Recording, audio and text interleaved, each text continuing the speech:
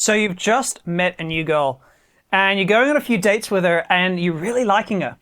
And now you're trying to work out, is this girl a great catch or not? Actually, the truth probably is, if you've met a girl that you've got a crush on, you probably aren't even thinking about whether she's a great catch or not. You're just thinking she's a fantastic catch because you like her and she likes you back, and evidently she has amazing taste in men, right? But actually, this is something a lot of guys should be considering. And if you'd like to know the 3 really critical flags you should be looking for to work out if a woman's a great catch, keep watching.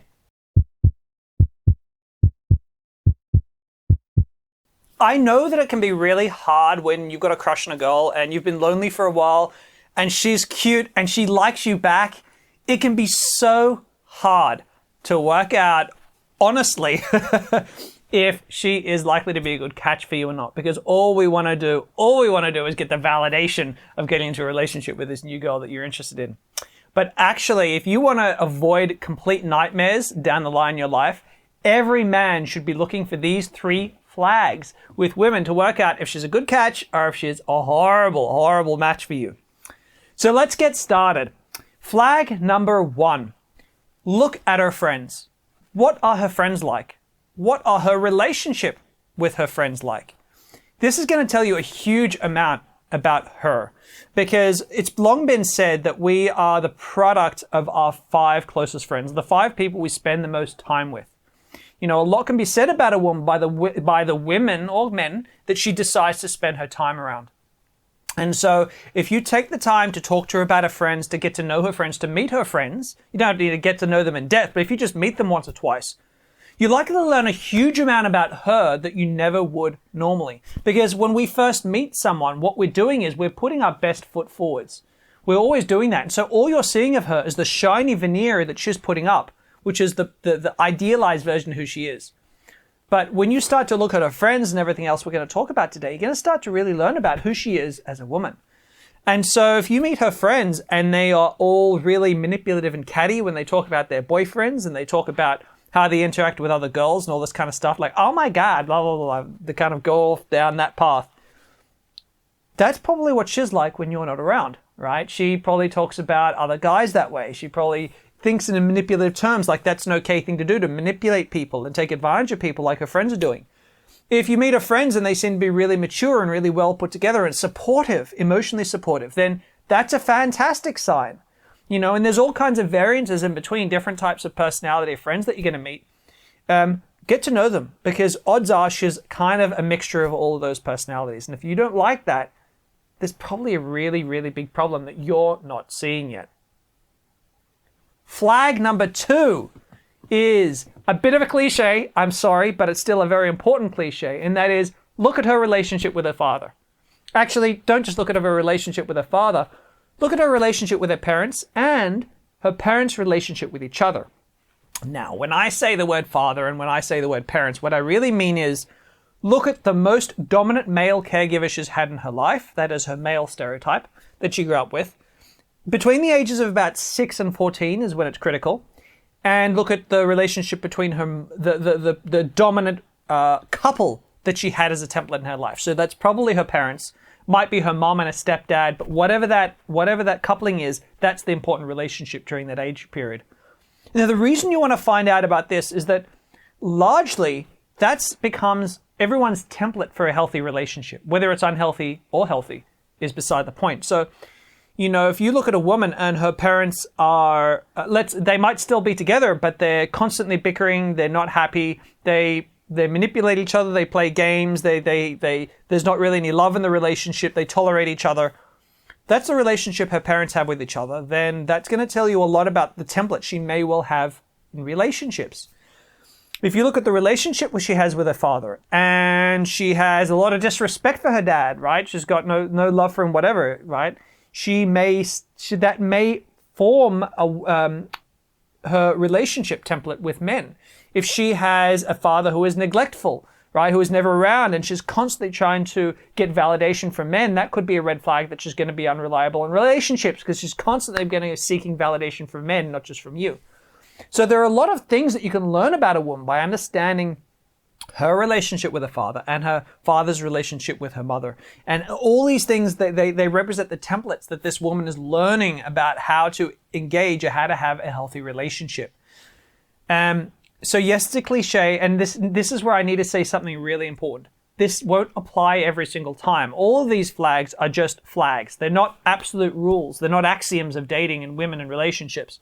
They mean that if a woman has a bad relationship with her father, she may have learned and evolved as a young woman to have really healthy relationships with men. That's totally possible. But it's unlikely. It's less likely than the opposite, which is that she hasn't really worked through that yet. The older she is, the more likely she is to have worked through it. In other words, if you meet a 20-year-old girl who's got a lot of daddy issues, odds are she hasn't overcome them. If you meet a woman who's 35 years old, there's a good chance she might have. But you should still look at these flags as being important.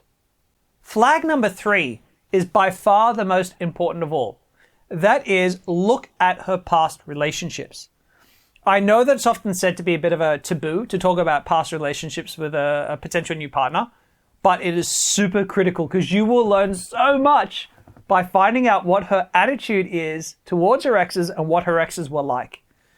Reason being this: if you are talking about relationship patterns that we get from our parents, we tend to replicate the identical relationship patterns over and over and over again, and we will keep repeating them until we ourselves change and grow and develop.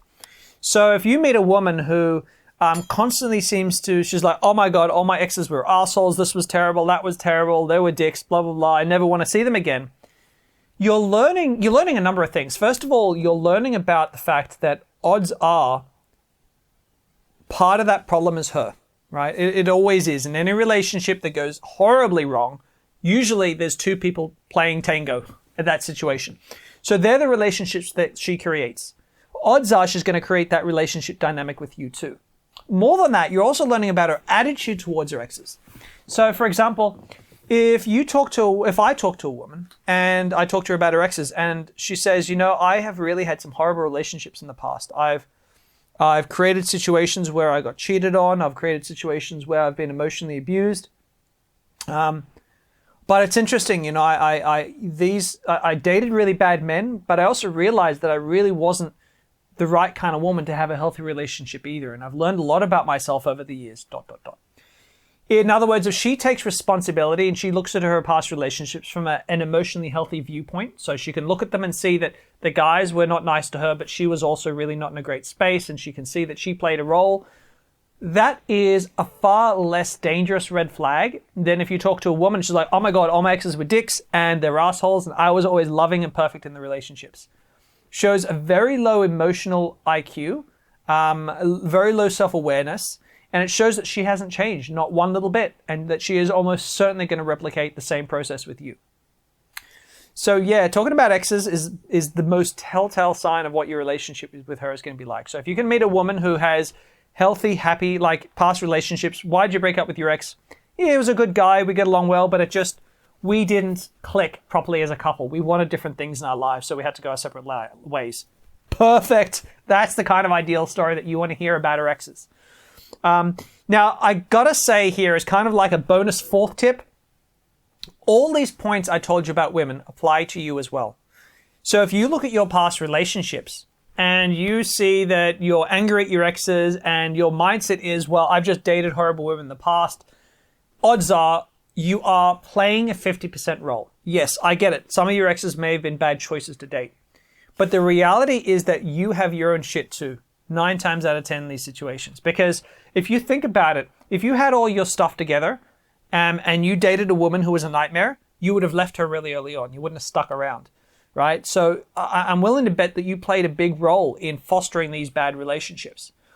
Now, this is important because you really need to ask yourself, do I need to grow as a human being, as a man, before I get into a new relationship? Or am I just going to myself create exactly the same relationship pattern, the same toxic stuff that I've created in the past? Am I just going to create that again?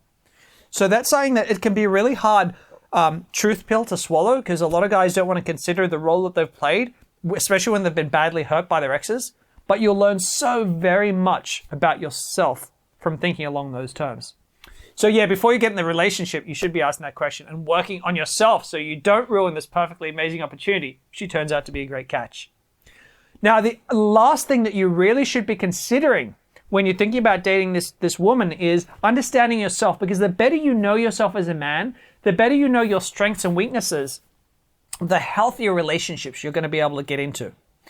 And so one thing that I highly recommend you do is check out our free dating personality test, where I'm going to look at 16 different aspects of your personality and how each of those positively and negatively impact your ability to create healthy relationships with women, and what you can do to work on yourself in those areas. To check out that test right now, it's totally free. Go ahead and click on the link up here. I really recommend you check that out. For the rest, guys, what did you think about today's video? Let me know in the comments below. Did you agree? Did you disagree? Did you vehemently disagree and want to kill me and all my future generations?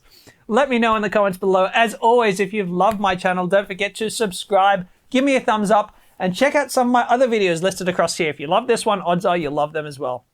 As always, take care, stay safe, and have a fantastic week.